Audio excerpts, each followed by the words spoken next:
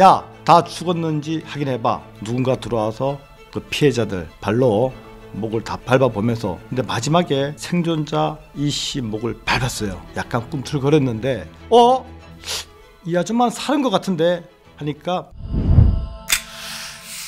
자기소개 한번 부탁드릴게요. 전직 형사였고 지금은 범죄 분석, 사건, 이슈 등을 다루는 유튜버 깡철중 채널을 하고 있습니다. 반갑습니다. 오늘 소개시켜 주실 사건은 어떤 사건일까요? 오늘은 대한민국에서 일어난 장기 미제 살인 사건, 여전히 윤곽조차 없는 용의자들, 그런 사건을 소개하면서 제 나름의 분석을 한번 해보려고 합니다. 사건 이름이 무엇일까요? 많은 그 언론 매체에서 보도가 되어서 많은 분들이 알고 계십니다. 일명 사바이 주점 살인 사건이라고 1998년도에 일어났어요. 근데 당시 현장이 너무 잔혹해서 아직까지 유명한 사건으로 남아있죠. 사바이 주점 살인 사건이군요. 이게 어떤 사건인지 간략하게 설명해 주실 수 있을까요? 네, 이를 간단하게 설명드리고 나중에 부연 설명하도록 하겠습니다. 1998년 6월 14일 손님으로 온 용의자 남자 3명이 업소 안에 있던 준여성, 또 지인 택시기사, 손님으로 온 여성 2명, 4명을 가지고 있던 흉기 2점, 사시미 칼과 그 마체타 칼이라고 남복 칼이 있어요. 목을 절단했어요. 그래서 현장을 다 훼손하고 증거 인멸한 후에 도주를 했는데, 당시 3명이 그 자리에서 사망을 했고 생존자 이 씨가 있었어요. 그분이 배와 목에 칼을 맞고도 극적으로 살아나서 이 사건의 전모가 밝혀진 것이죠. 그래서 이걸 이제 착수하시게 된 거예요? 착수하기보다는 아직까지 미제로 남아있고 사건을 어떻게 한번 풀어볼까, 그런 마음에 제가 한번 분석을 이렇게 분석이라는 것이 제가 이렇게 쉽게 내린 결론이 아니라 아마 현장을 제가 한 30번 이상 간 것 같아요. 갖고 제 머릿속에서 수천 번 지우고 내린 최종 결론을 오늘 여러분께 보여드리려고 하는 거죠. 이 사건을 어디서부터 수사를 시작하셨는지가 궁금해요. 이 사건은 이미 많은 방송에서 보도되고 여러 매체에서 알려져 있어요. 그래서 제가 너무 잔혹하고 또 피해자가 많고 용의자가 3명이고 이걸 한번 시도해보자, 이런 마음에 제가 접근했고요. 1998년 6월 14일 날, 이날이 프랑스 월드컵 한국과 멕시코가 열리는 날인데, 22시경에 손님 3명이 이 업소에 술을 먹으러 와요. 피해자 언니분이 이 손님을 맞이했는데, 이 손님들이 양주와 안주를 시키면서 1번 방으로 안내를 받아요. 그러한 이후에 20분 뒤인 22시 20분경에 술집 근처에 있던 주방, 식당 주방에서 일하는 2분이 맥주 한 잔 먹으려고 와요. 2번 방에 안내를 받게 되는 거죠. 이 친구들 노래 부르다가 그 중에 용의자 중에 한 놈이 외부에 화장실이 있었는데 왔다 갔다 하는 도중에 옆방에 온 손님들을 보고 주인한테 얘기를 하는 거지. 저분들 우리 방에 합석할 수 없는지. 그래서 마침 업소 주인이 그 여성분들에게 허락을 받고 같이 1번 방으로 합석을 하게 됩니다. 사건의 이제 시작이 되는 거죠. 술을 같이 먹고 노래를 부르면서 놀다가 23시 50분경에 마침 피해자 언니하고 동생이 이제 친언니 동생 사이인데, 동생이 가게를 오고 언니는 퇴근을 하게 되는 거죠. 23시 50분에 2분이 교대를 한 후에 1시 30분경에 언니가 가게를 전화를 겁니다. 동생한테 가게 무슨 일 있니 없니? 무슨 일 없다, 괜찮다, 그래 하고 전화를 끊는 것이 마지막 1시 30분에 끊어지고, 1시 30분부터 2시 30분 사이에 일이 벌어지는데, 그 방에서 놀던 2분이 1번 방에서 나와서 자기네 2번 방으로 가게 됩니다. 물론 그 방에서 사소한 시비가 있었고 언론 매체에는 사소한 다툼 또는 성추 있지 않았나, 이렇게 나와 있습니다.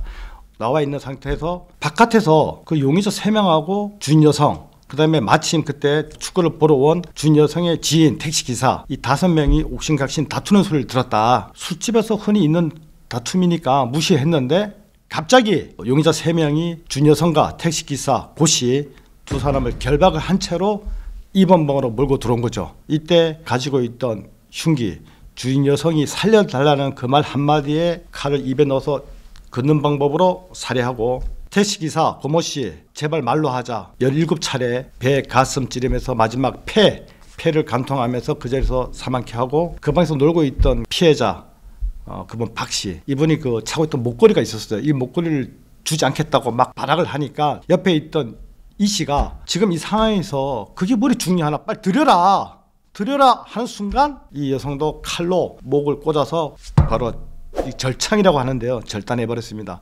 그 자리에서 사망케 하고 생존자 이 씨 역시 목과 배에 칼에 찔렸어요. 다만 의식이 있는 채로 버텼는데 마지막에 정신을 차렸을 때 바깥에 발자국 소리 또는 물을 뿌리는 소리, 정리하는 소리, 유리와 컵, 접시가 깨지는 소리를 들었다고 해요.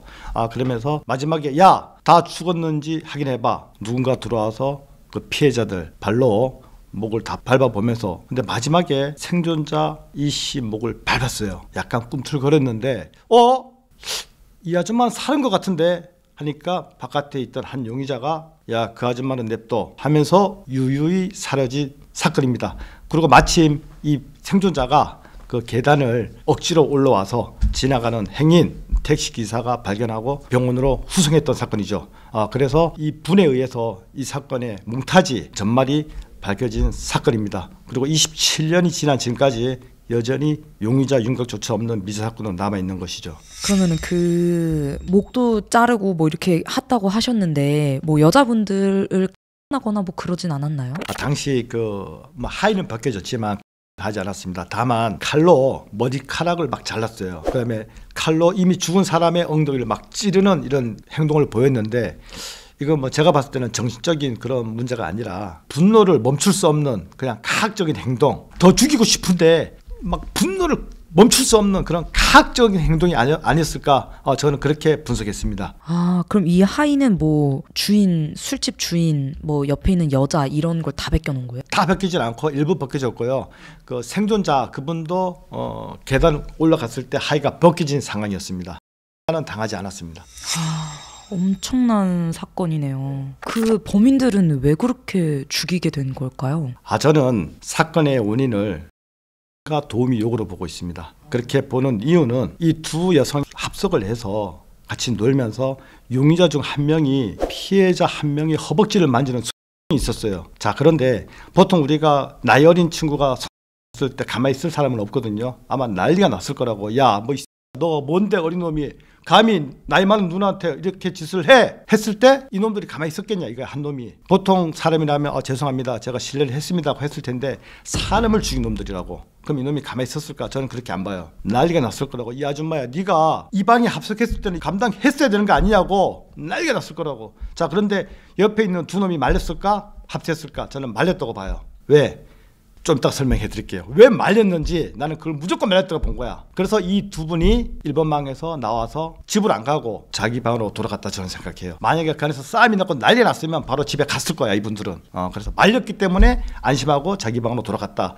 저는 그렇게 결론을 냈습니다. 지금 여기까지만 들었을 때 또 궁금한 거는 왜 얘네들은 그렇게 큰 칼을 들고 그 술집을 간 걸까요? 이 사건을 풀기 위해서는 먼저 여기 지형을 알아야지만 이 사건이 발생한 위치를 알아야지만 그걸 설명해 드릴 수 있을 것 같아요. 이 사바이 주점 위치가 동호대교 남단에서 한 150m 정도 우측 대로변 주차장을 끼고 들어가고 있어요. 자, 그러면 이 젊은 친구들이 20대 후반에서 30대 초반의 젊은 친구들이 이 술집에 술을 먹으러 가려면 왜 이 술집에 갔냐 이거야. 제가 제일 고민했던 부분이 이 부분이에요. 이 사건을 풀려면 왜 이 친구들이 여기 왔을까. 강남의 널린기 술집인데. 자, 그래서 고민했던 부분이 역삼동 방면에서 오면 압구정역에서 유턴해서 와야 돼요. 자, 그리고 용동대교에서 방면에서 오려면 다시 마찬가지로 압구정역에서 유턴해야지만 이 업소를 들어갈 수 있고, 신사동 방면에서 오더라도 또 압구정역에서 유턴해서 들어와야 돼. 자, 이 세 방향은 아니다. 자, 그럼 어디서 왔느냐? 저는 동호대교 타고 북쪽에서 쉽게 해서 서울 강북에서 내려왔다고 저는 본 거예요. 자, 그러면 현재 을지병원 사거리 50m 지점이 우측에 있는 술집인데,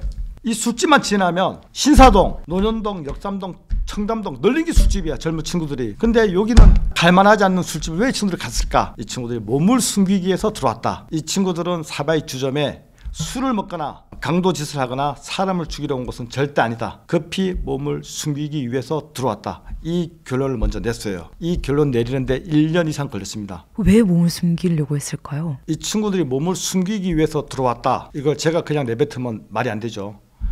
이를 뒷받침할 객관적 정황, 증거가 세 가지가 있어요. 이게 뭐냐면 첫 번째, 그 23시 50분경에 주인 언니가 동생과 교대하고 퇴근을 하는데 가게 앞에 비스듬히 세워진 차가 한 대 있었다. 이것은 급하게 차를 주차하고 들어갔다 보는 거고, 두 번째, 이 친구들이 이 피해자를 살해할 때 사시미 칼, 마체테 칼, 마체테 칼이 뭐냐면 그 람보 칼 또는 그 스킨 수급할 때 묵직하게 시커멓게 생겨서 밑에 톱니가 있는 그 칼을 말해요. 그다음에 타이, 철사, 이걸 미리 소지하고 있었던 거는 아마 다른 장소에서 이와 유사한 범행을 저지르고 들어왔다고 본 것이고요. 세 번째, 이게 어떻게 보면 이 사건을 푸는 제가 키포인트라고 할 수 있는데요. 22시경에 이 용의자 갑이 술과 안주를 시키면서 도우미를 요구했는데 이때 옆에 있던 을이 야, 지금 우리가 한가하게 여자 끼고 놀 때야.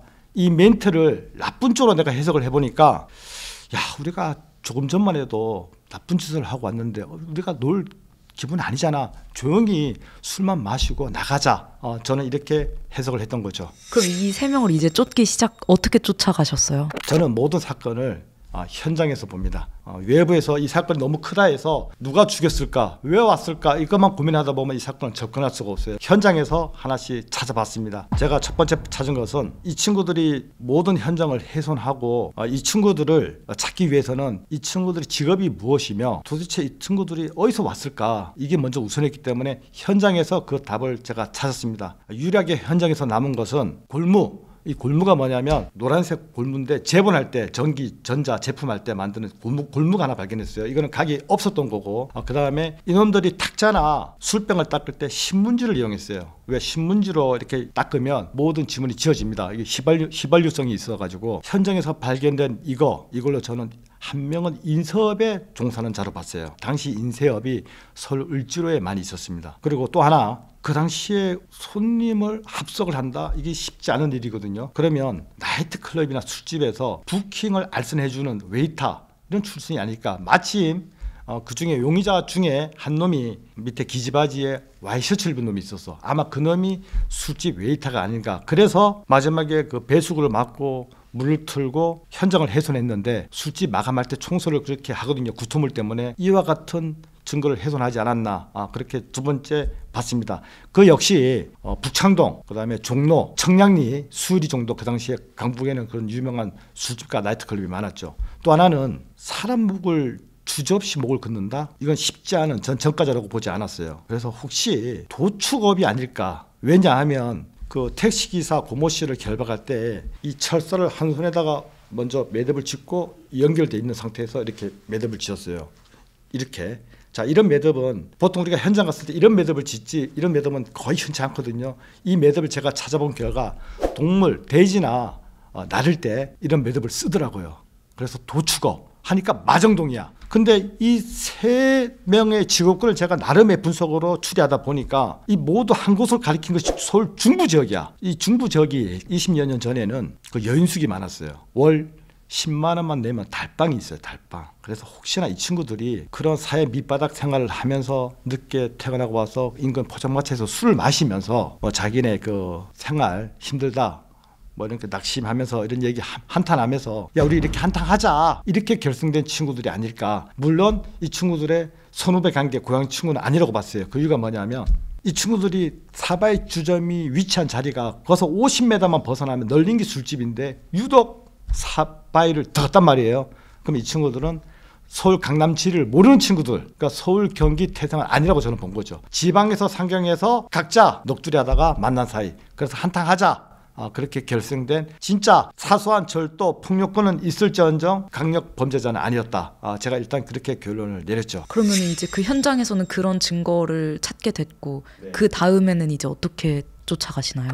제가 그래서 27년이 지난 사건입니다. 무언가 있지 않을까. 거의 넉 달간을 주변을 탐문합니다. 그 친구들이 근무했을 인쇄소 다 폐업을 했고요. 혹시나 그중에 갑을 병 중에 병, 제가 이 친구한테 가장 꽂힌 이유가 뭐냐면 이 친구가 보통 갑하고 을하고는 틀리게 몸이 좀 얼굴이 갸름하고 얼굴 시커멓고 마른 체형입니다. 이 친구는 운동을 했다고 본 거야. 나는 운동. 그래서 인근에서 동호회 모임이나 축구나 테니스 등 배드민턴 동호회 쪽으로 제가 확인을 했지만 제가 실패를 했어요. 그러던 중에 또 하나의 분석이 뭐냐면 이렇게 사람을 자기네가 무자비하게 잔혹하게 죽이고도 검거되지 않고 있으니까 제2, 3, 4, 5, 6 범행이 있지 않을까 싶어서 1998년 6월 14일 이후 서울 기준이에요. 전국에 발생한 강도 이상 모든 사건을 제가 인터넷에서 싹 뒤집니다. 그래서 수백 건을 뒤져서 추려서 마침내 진짜 인터넷 수면 밑에 있는 사건 하나를 끄집어 올리는데 이 사건을 보는 순간 제가 깜짝 놀랐습니다. 깜짝 놀랐습니다. 이 사건이 뭐냐면 1999년 10월 4일 서울 종로구 통인동 포장마차에서 지인과 술을 먹다가 돈을 갚지 않는다는 이유로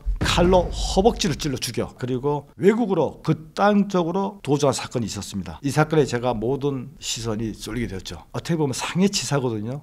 가사출혈로 사망했는데 보통 이거 피해자 가족이나 합의하거나 그냥 형사라도 한 3년에서 5년 가실치사기 때문에 피해자 가족과 합의만 된다면 한 1년 살고 나올 수가 있어요. 그런데 무리하게 극단적으로 해로 도주했다? 아차, 사바이 사건과 4개월밖에 안 지났어요. 이 사건으로 내가 상해치사 사건으로 검거됐을 경우에 이미 이전에 자기네가 저질렀던 사바이 사건이 밝혀지면 이거는 그 당시에 사형이거든요. 극단적으로 도주했다. 난 그렇게 본 거죠. 38세 정모 씨입니다. 자, 그러면 이 친구가 어떻게 검거됐느냐. 해외 도주했다가 7년 만에 공소시효가 끝난 줄 알고 2005년도에 돌아와서 자수를 합니다. 그때 나이가 38세 정모 씨입니다. 해외로 도주하면 공소시효가 살아있는 걸 몰랐던 거죠. 2005년도에 검거돼서 이제 살인죄로 복역하게 되는 거겠죠. 그럼 이때 잡힌 거는 이 종로 그걸로 잡힌 거예요? 사바이로 그렇죠. 잡힌 게 아니라? 사바이로 잡힌 것이 아니라 종로구 통인동 사건으로 잡힌 거죠. 제가 이 사건으로 이 친구가 극단적 도주를 했다는 거, 승부수를 던진 거죠. 왜 그렇게 극단적 선택으로 외국을 도주했을까? 그럴 필요가 전혀 없었다. 사바이 사건과 연관성이 있다. 이렇게 본 거죠. 그래서 아마 해로 도주할 때 이를 도운 조력자가 분명히 저는 있다고 봅니다. 도운 조력자가 사바이 사건과 연관성도 있다고 저는 보는 거죠. 근데 이 경찰들은 지금 이거의 관계성을 모르는 건가요? 경찰들이요? 그럼 경찰들이 어떻게 수사하는지 저는 전혀 모르니까. 모르죠. 전혀 모르는 거죠. 말렸다고 생각하셨다고 하셨잖아요. 그 합석했을 때 누군가 허벅지를 만졌는데 나머지 2명은 말렸다. 그렇게 추리하신 이유는 뭐였을까요? 그때 그 노래를 부르면서 용의자 중 한 명이 피해자의 허벅지를 만지는 일어났어요. 여성분이 가만히 있었겠냐고, 난리 났을 거라고. 나이 어린 것이 왜 네 허벅지를 만지고 뭐하는 짓거리냐고. 보통 사람이면 말렸겠죠. 근데 어떤 놈들이에요? 사람을 죽인 놈들이라고. 야, 네가 뭔데?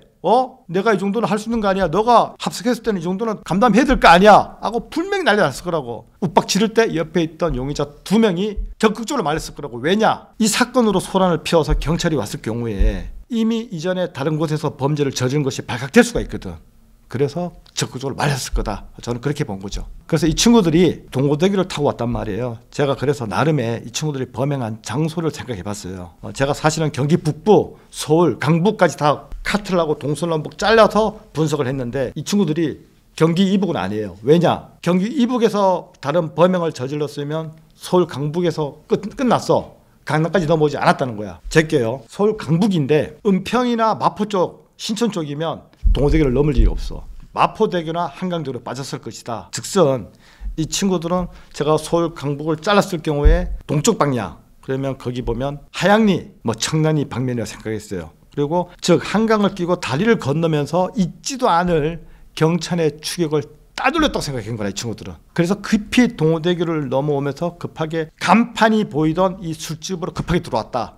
그래서 제1의 범행이 있었을 것이라고 저는 생각했던 거예요. 물론 강도 이상의. 자, 그러면서 이 친구들이 사람을 살했던 이유 뭐냐? 결론은 도움인데, 자, 이 여성 2번이 자기네 방으로 돌아갔어요. 이제 자기네끼리 앉아서 놀다 보니까 너무 심심해. 왜? 여성 2분이 놀다가 맥이 빠지는 거지. 양주도 한 3병 이상 마셨어. 야, 돈 올까? 다시 도우미를 부르고 나온 거야, 카운터 앞에. 그래서 주인 아줌마한테 아주머니 도우미 좀 불러주세요. 그런데 아줌마도 알아. 왜? 월드컵 때문에 도우미도 없을 뿐더러 그 합석했던 나온 여성이 저 친구들 좀 질이 안 좋은 것 같아 라고 분명히 나왔을 때 얘기했을 거라고. 그러니까 주인 여성 입장에서는 없어요. 이 시간에 도우미를 불러줄 수 없어라고 거절했을 거라고. 그러면 술을 많이 먹었던 이 용의자들이 아줌마 장난해? 불러달란 말이야. 왜 안 된다고 자꾸 하느냐? 이때 옆에 있던 택시기사 고모 씨가 거들었을 것 같아요. 저는 젊은 친구들 술 많이 먹은 것 같은데 그만하지. 그러면 이미 흥분했던 친구들이 어떻게 했겠어요? 당신 누구야? 사장이야? 아닌데 나는 사실 월드컵 보러 온 지인인데 야 이 새끼야 네가 뭔데 간섭하고 치 새끼 하면서 그냥 둘러팼다고.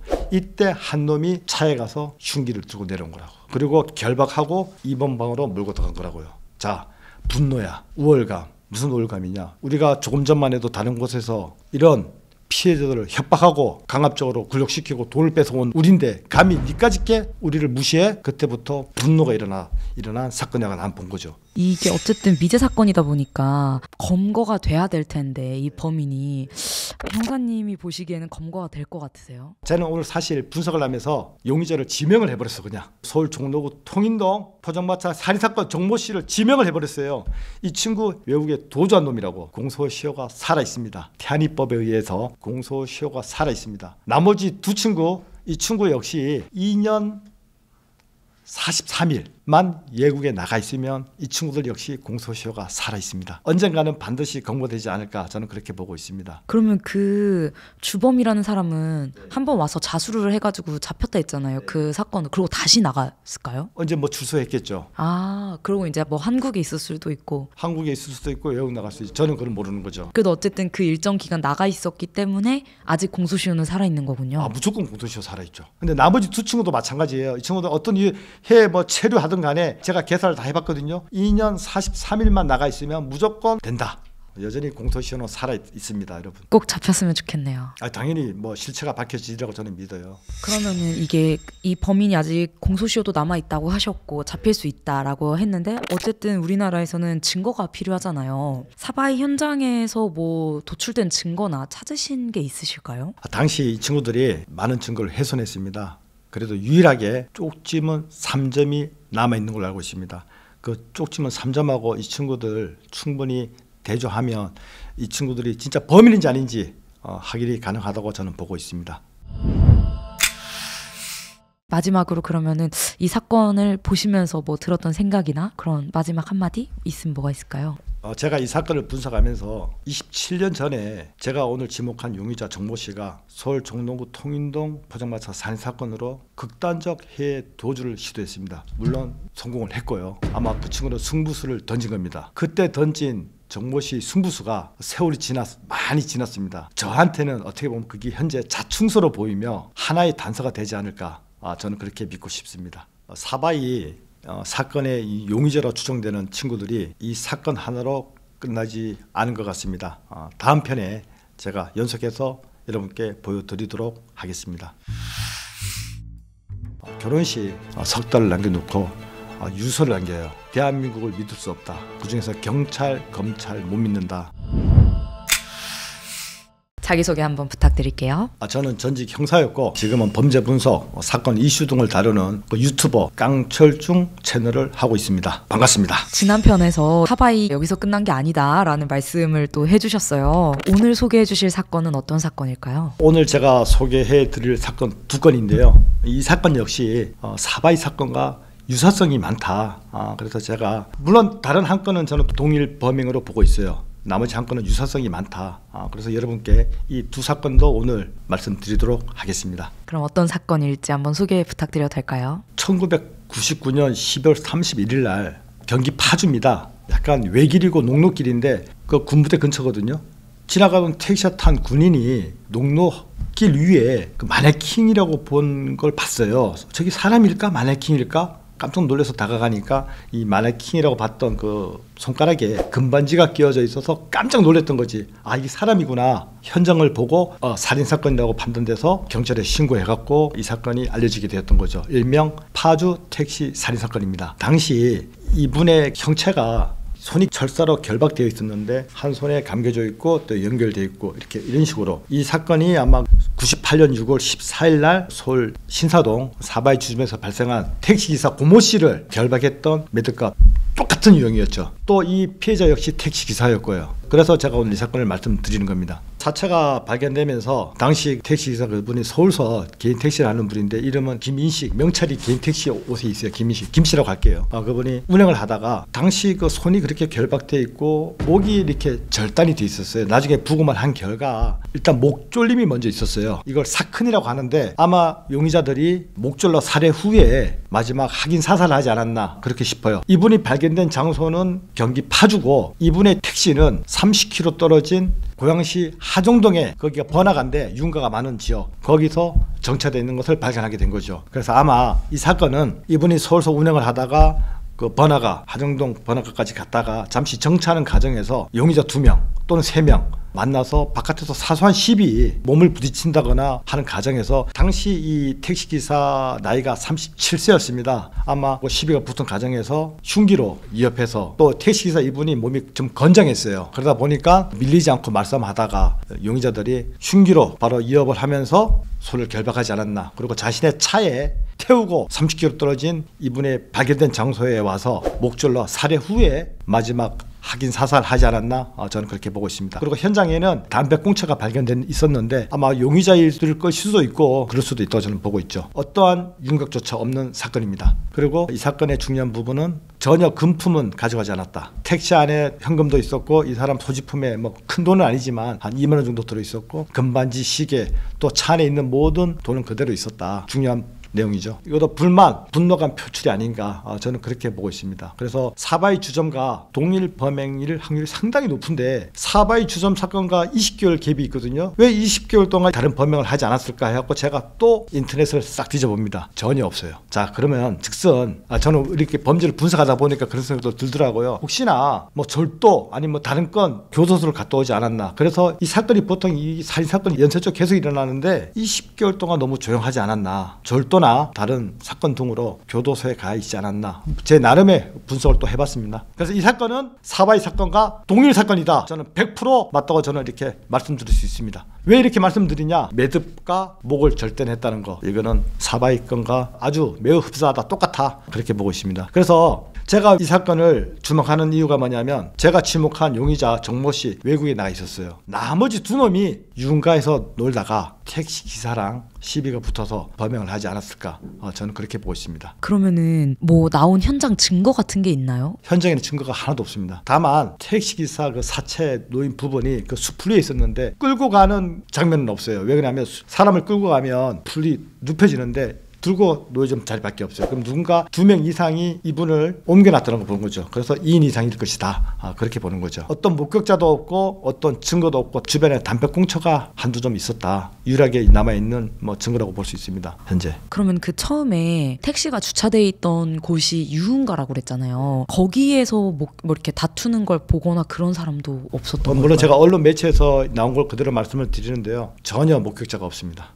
그래서 이 사건도 현재까지 장기 미제 사건입니다. 그러면은 뭐 어떻게 대조해 볼 수 있는 게 없네요. 이 사건이랑은. 그렇죠. 만약에 담배가 남았으니까 제가 사바이 사건 관련해서 용의자 3명, 그 정모 씨 제외한 나머지 2명일 확률이 상당히 높다고 했는데 나중에 담배꽁초를 담배 폈다 버렸다 하면 그 DNA 가능하죠. 만약에 그게 이놈들이 버렸다는 되면요. 이 사건 말고 또 한 사건이 더 있는 건가요? 2001년도에 그 울산입니다. 2001년 7월 3일 울산 중구 그것도 번화가예요. 지하 술집인데 둥지 단란주점입니다. 새벽 2시 30분경에 손님으로 온 용의자 3명이 그 안에 있던 준여성 김씨, 종업원 이씨 2명을 미리 준비한 흉기로 4~5차례 찔러 사망한 사건입니다. 준여성은 옆에 장기가 노출됐어요. 이걸 할창이라고 하는데 이 할창이 뭐냐. 이런 사시미 칼 갖고는 장기가 안 나옵니다. 조금 비출 수는 있어요. 근데 이 할창은 묵직한 칼, 쉽게 말해서 톱니 모양이 있는 형태, 칼이 더 갔다가 나오는 과정에서 톱니 모양이 끓겨 나와서 장기가 바깥으로 나오는 것이죠. 그래서 이 사건을 마체타 칼, 람보 칼 그런 칼로 지금 추정하고 있는 거고 또 다른 칼은 사시미 칼, 예리한 칼날에 의해서 이분들이 실혈사,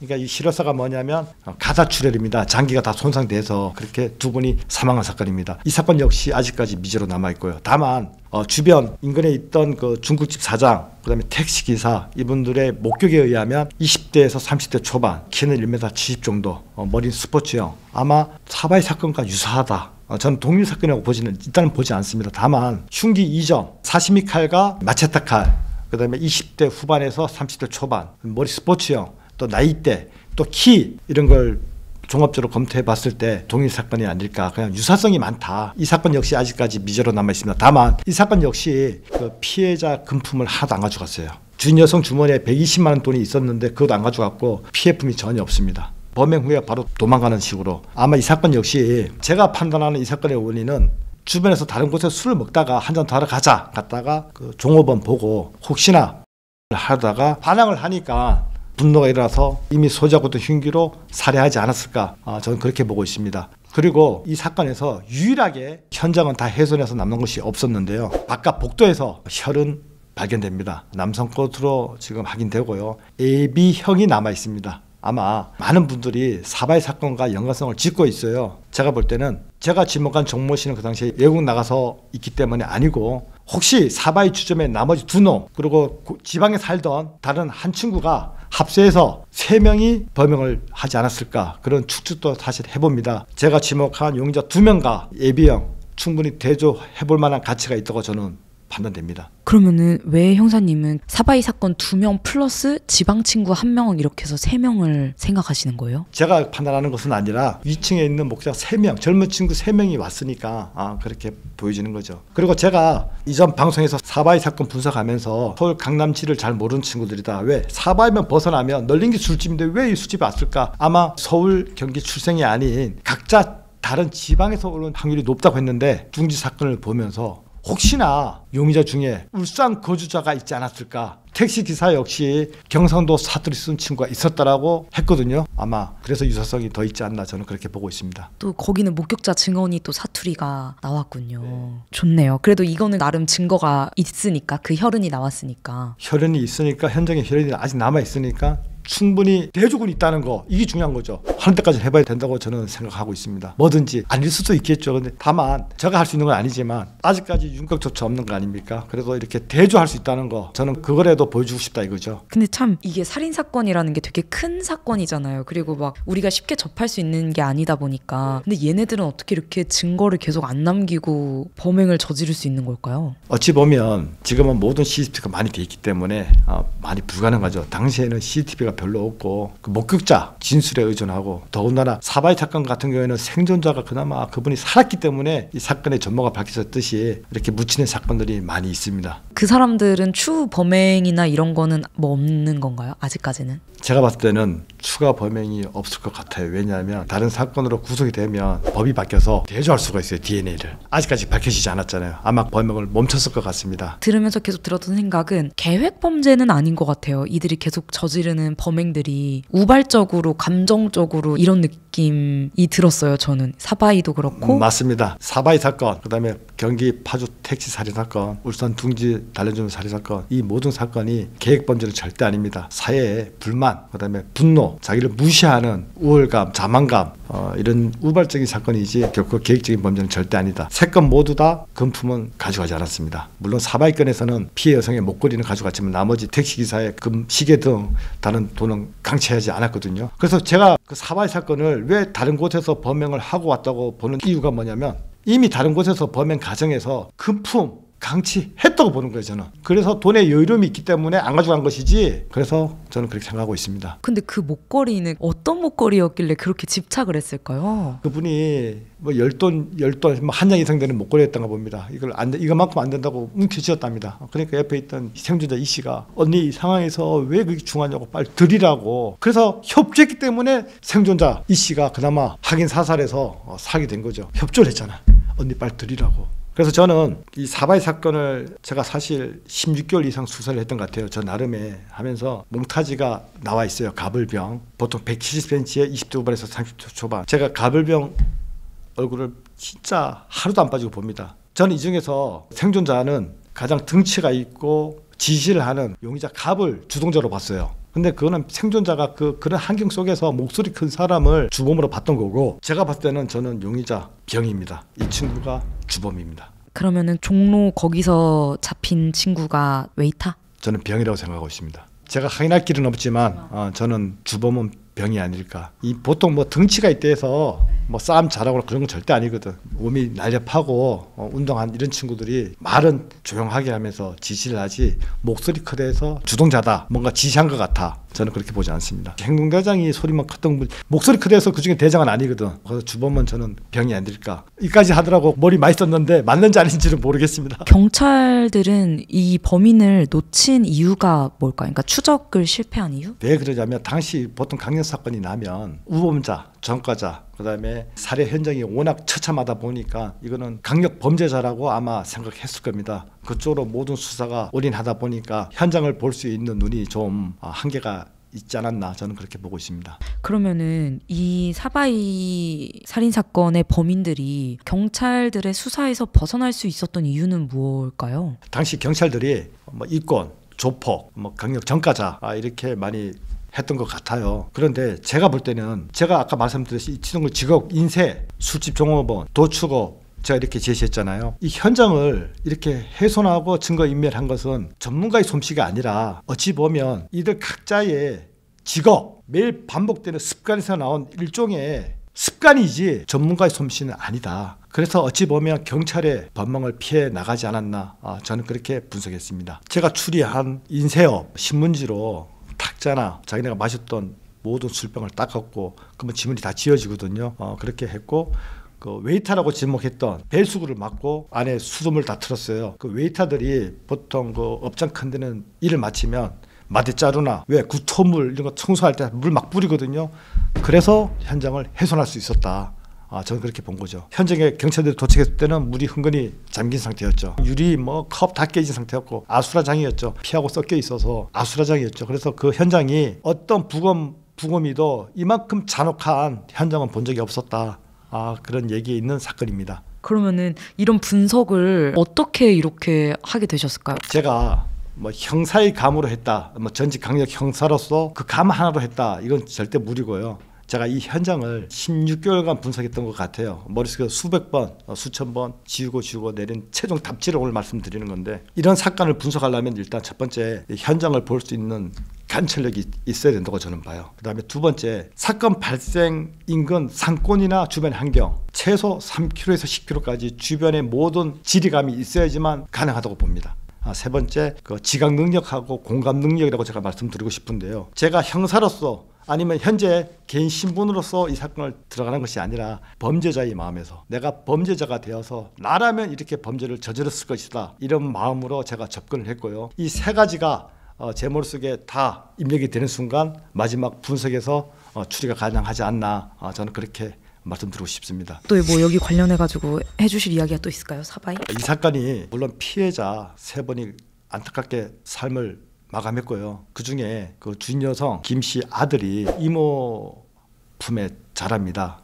유년기를 거쳐 성인이 되었는데 결혼식 석 달을 남겨놓고 유서를 남겨요. 대한민국을 믿을 수 없다. 그중에서 경찰, 검찰 못 믿는다. 이 엄마 없는 세상에서 살기 너무 힘들다고 한강에서 투신합니다. 어찌 보면 한 개인의 피해가 아닌 한 가족의 아픔으로 이뤄낸 극악무도한 범죄자들 사건이죠.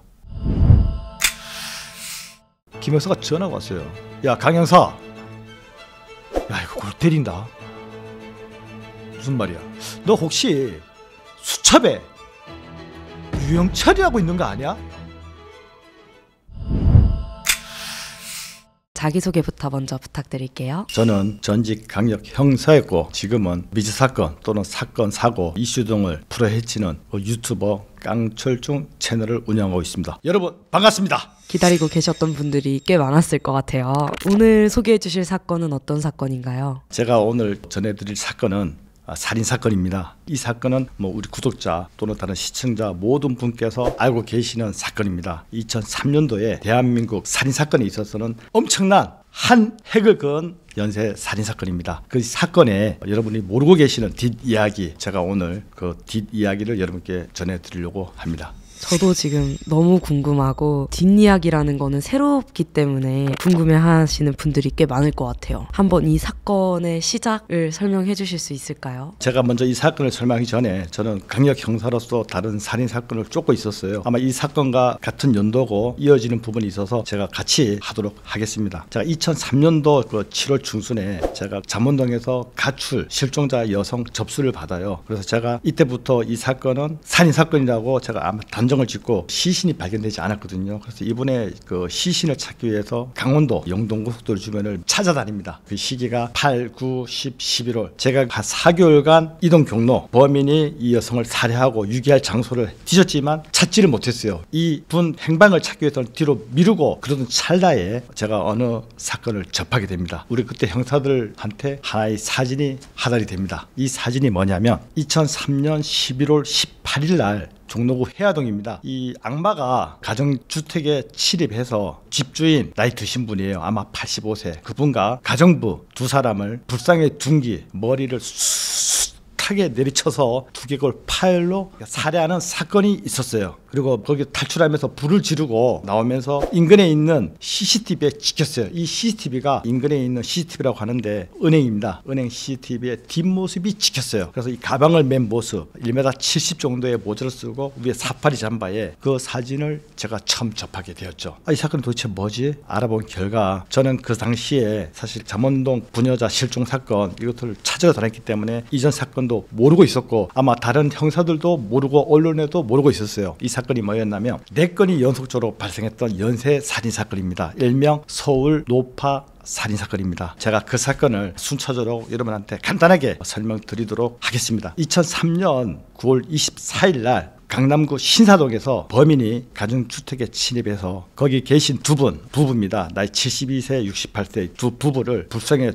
도구로 머리를 수차례 아주 두개골 파열까지 이르게 하면서 살해하는 사건이 있었어요. 이 도망치면서 지문이나 족족 다 숨기고 인멸시키고 도망을 갔고요. 이게 첫 번째 사건이고 두 번째 사건은 그로부터 2003년 10월 9일입니다. 종로구 구기동 주택에 침입해서 그 집에 있던 남편은 마침 현장에 안 계셔서 살았고 그의 부인 60세, 그의 어머니 85세, 그의 아들 35세 이 3명을 또 불쌍의 도구입니다. 또 똑같은 방법으로 수차례 머리를 가격해서 아마 언론에는 한 30여 차례 이상 아주 두개골이 파열될 정도로 이 안에 있는 내 수체가 다 보일 정도로 무자비하게 살해하고 또 도망가는 사건. 당시 여기에서는 족적이 남았어요. 안방과 거실, 베란다 쪽에서 족적이 유일한 증거죠.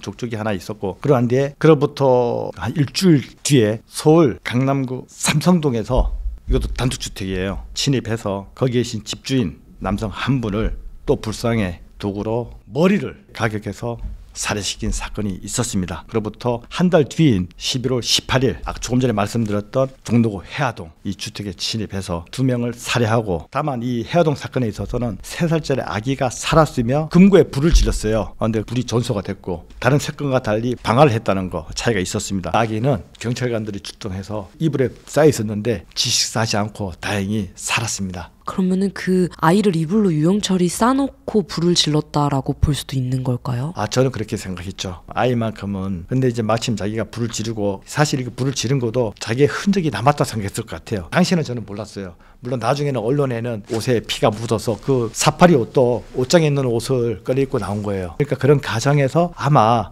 자기의 흔적이 남지 않았을까. 그래서 방화를 하지 않았을까 그런 생각을 저는 했던 거죠. 그러면 거기는 왜 다시 갔었던 걸까요, 유영철은? 아마 다른 현장과 달리 자기의 흔적을 남기지 않았을까. 뭐 지문이나 또는 자기가 범행 과정에서 피나 이런 게 떨어져서 이 흔적을 닦고 쭉 해서 방화를 하지 않았을까. 왜냐? 자기가 돈도 하나도 안 가져가는 놈이 굳이 불을 지를 이유가 없군요. 그래서 아마 현장에 남아있는 자기의 증거 또는 그 아이가 죽기를 원하지 않았던 것 2개가 아닌가 저는 그렇게 생각을 했던 거죠. 대신 경찰들이 당시에는 구기동 삼동동에서 족적이 일치가 됐어요. 그래서 이때 아마 이 사건이 독립 사건이고 연쇄살인 사건이 아니냐 해갖고 연쇄살인 사건으로 전환했던 족적으로 인해서 전환이 되었던 것이죠. 제가 이 사건을 들여다보면서 이 사건을 어떻게 해야 될까, 연쇄살인 사건 이 범인을 잡아야겠다 이제 사실은 마음을 먹었던 계기가 되었던 거죠. 근데 이 범인은 왜 그렇게 연령대가 높은 사람들 위주로 범행을 저지른 걸까요? 제가 이 사건을 분석하기 전에는 어떤 생각을 했었냐면 이건 제가 형사의 감으로 말씀드리는 겁니다. 이놈은 그렇게 무서운 놈이 아니다. 힘이 없는 약자들, 강한 사람을 못 죽이고 나이 드신 사람들, 쉽게 상대할 수 있는 사람을 죽이지 않았나 이런 생각을 제가 먼저 했었습니다. 그러면 범인은 이걸 계획적으로 타겟을 정하고 범행을 저지른 거였을까요? 저는 그렇게는 안 봤어요. 무작위로 다니다가 침입하기 쉬운 집을 선택해서 범행을 저지르지 않았나 이런 생각을 했죠. 그러니까 2달 사이에 4건의 총 8명을 살해한 악마 범죄자 새끼입니다. 그럼 이제 쫓아가기 시작하시나요? 제가 이 사건을 수사를 하기 위해서 2군데 종로, 강남 수사본부를 제가 갑니다. 가서 처음 발생부터 이 사건이 어떻게 현재까지 수사하고 있는지 모든 자료를 제가 다 보고 현장을 다시 한번 가봅니다. 그래서 마지막 간 곳이 해화동입니다. 해화동 가서 느낀 점이 뭐냐면 아니 왜 범인이 여기는 2번 왔을 것 같은 생각이 드는 거예요. 왜냐하면 다른 세국과 달리 방화를 했단 말이에요. 근데 불도 자기가 직접 끈 것 같아요. 그래서 혹시나 이 범인이 확인 사살을 위해서 다시 한번 오지 않았냐. 또 하나는 그때 3살짜리 아기가 극적으로 살아났는데 이 아기가 혹시 이 하저로 인해서 죽는 걸 우려를 해서 다시 오지 않았나. 혼자 이제 그런 생각을 하고 있었죠. 이 사건의 공통점은 또 하나가 있었어요. 이게 뭐냐면 이렇게 4건을 자기가 무자비하게 범행을 하고 난 뒤에도 금품이나 이런 걸 가져가지 않았어요. 다만 해화동에서 100만 원 정도를 가져갔어요. 근데 더 이상한 점은 방바닥에 한 2천여만 원이 굴러다니고 있었어요. 그러니까 쉽게 돈을 목적은 범행은 절대 아니다. 그래서 제가 어떤 결론을 내리냐면 이것을 보고 이 범인은 첫 번째 제가 느꼈던 것은 분노다. 두 번째, 어린 시절 혹시 어른들한테 학대받고 자란 유아기 시절을 보내지 않았을까. 일단 그 생각을 제가 가지게 되었죠. 자기가 학대받은 부모 없이 자란 애들 중에 할아버지 할머니 손에서 자라가지고 그때 학대를 받지 않았나 이런 생각이 먼저 머리에 제가 꽂힌 거죠. 그래서 이제 이 사건을 제가 잡아야겠다. 내가 형사라면 이런 사건을 잡기 위해서 형사가 됐는데 무조건 수사를 하자 해갖고 이때부터 수사에 분석을 하게 됩니다. 마침 그것이 알고 싶다 해서 이 서울 노파 연쇄 살인건이 방영이 됩니다. 제 방송을 제가 다시 보면서 혹시 범인이 본방송을 놓치더라도 이 다시 보기 방송을 보지 않았을까 이런 생각이 들어서 그알 제작진의 협조 공문을 보내서 다시 보기 한 모든 대상자, 당시에는 주민번호를 넣어야지만 다시 보기를 볼 수 있었거든요. 남녀 상관없이 왜 타인 명의로도 볼 수가 있잖아 이 방송을. 그래서 모든 자료를 제가 다 봤습니다. 또 하나 최근 3년 출소자 중에 절도 이상 범죄자 나이는 25세부터 40세 출소자 명단을 제가 뽑습니다. 뽑아가지고 이 자료를 취합해 보니까 780명이 나와요.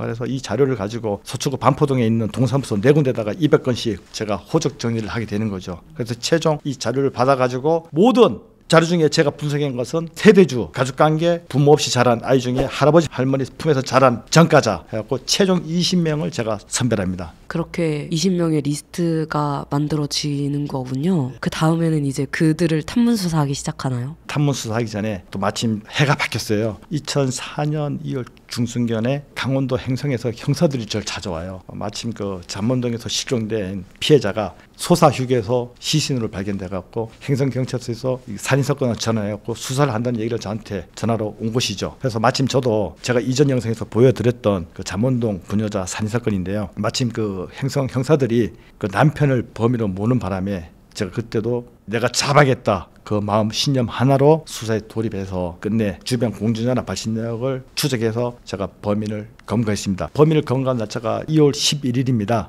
그러다 보니까 범인을 잡는 과정 시간도 할애했고 또 범인을 잡는다 해서 바로 끝나는 것이 아니에요. 저희가 검찰에 송치하는 과정이 한 열흘 정도 걸리는데 열흘 동안 그 수많은 추가 수사, 보강 수사, 증거 자료 첨부해야 되기 때문에 저는 거기에 매진할 수밖에 없었던 거죠. 그래서 모든 사건이 마무리하고 이제 한 3월 초 이때부터 다시 서울 노파 연쇄 살인 사건에 다시 수사에 돌입하게 되는 거죠. 제가 이전에 이미 뽑았던 20명 명단, 이 수첩에 어떤 내용이 적혀 있냐면 출생, 사진이 다 붙어 있어요. 1번부터. 그러니까 제가 순번을 둔 거야. 이 친구부터 범인일까? 아니다. 얘는 그래도 약간의 뭐 절도권이라서 뒤후순위로 가고 뭐 강도.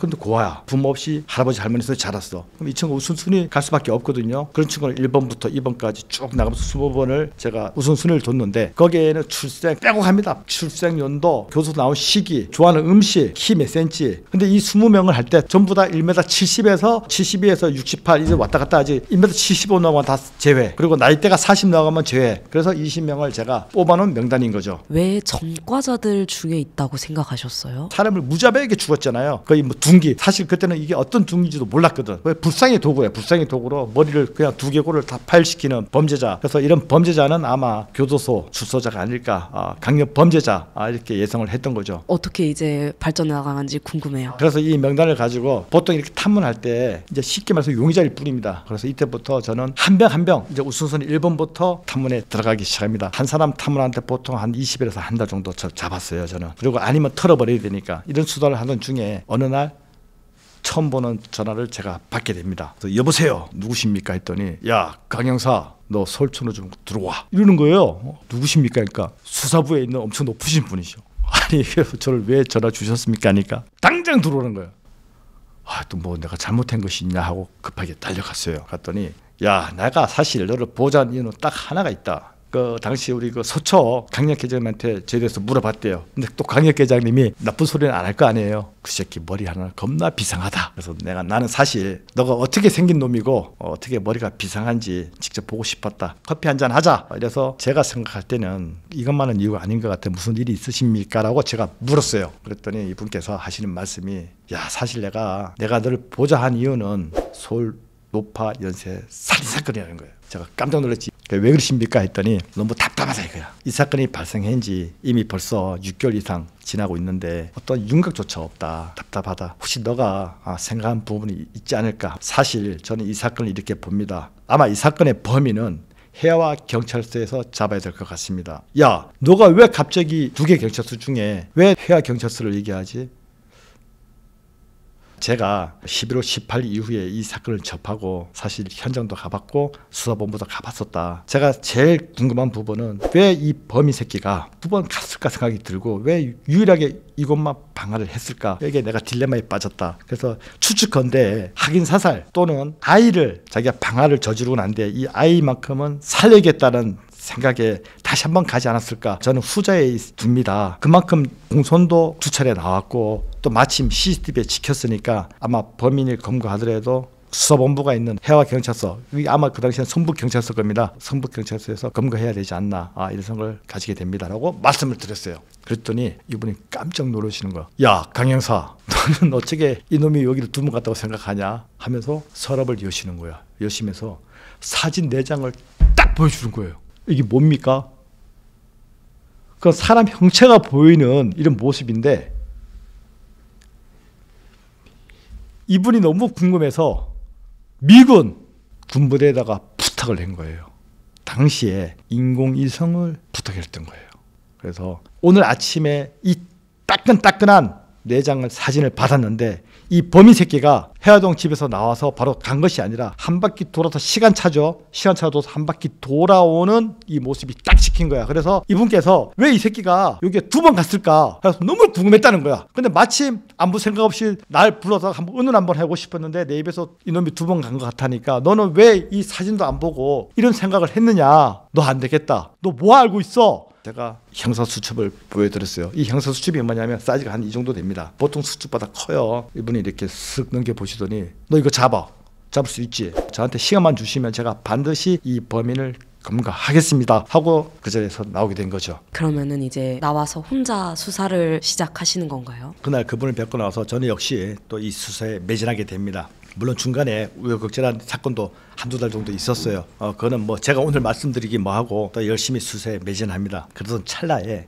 이제 수사를 하면서 보통 이 탐문 수사를 할 때 보통 가서 면접을 보는 거 아니거든. 왜 용의자일 수도 있으니까 이놈이 사는 주거지 쫓아가서 며칠을 봐서 그놈 날 때까지 대기하고 있는 시간 또 그놈의 모습을 한번 보고 그놈이 뭐하고 다니는지 혹시나 이놈이 또 뭐 직장을 갖고 있는지 엄청난 시간이 필요로 하죠. 끝까지 갑니다. 끝까지. 그러던 찰나에 시간이 자꾸 가서 제가 이제까지 했던 용의자들이 한 7, 8명 정도 갑니다. 마침 그 우리 동료 중에 김영사가 제가 바쁠 때는 좀 도와주는 경우도 있었고 아마 2004년 정확한 날짜는 7월 14일입니다. 그날 사무실에 있는데 마침 옆에 있던 김영사가 전화를 받아요. 야 이 새끼야 뭐, 너는 왜 이렇게 전화 치라고 왜 그래 임마. 끊어 임마. 그러니까 형 뭐 그건 아니고 사실은 좀 뭐 형이 좀 알아봐줘 하니까 이 새끼야 너는 왜 내가 형이 바빠 죽겠고 수사 중인데 왜 자꾸 귀찮게 전화하고 다 끊는 거예요. 그래서 내가 아니 형님 그럼 뭔 전화인데 그렇게 매몰차게 끊어? 그 뭐야? 그랬더니 야야 신경 쓸 필요 없어. 머리 아파. 이 새끼 뭐 여자 얘기하고 하면서 딱 끊어버리는 거야. 그 더 이상 제가 물어볼 상황은 아니잖아요, 그죠? 뭐 개인적인 일이니까. 그러고 이제 말고 그날 그러고 난 뒤에 계속 수사하고 다니고 있었죠. 그리고 아마 그 시간에 한 새벽 한 2시 반 아마 이제 7월 15일 2시 반을 넘긴 것 같아요. 김영사가 전화가 왔어요. 야 강영사, 야 이거 골 때린다. 무슨 말이야? 너 혹시 수첩에 유영철이라고 있는 거 아니야? 뭐 유영철?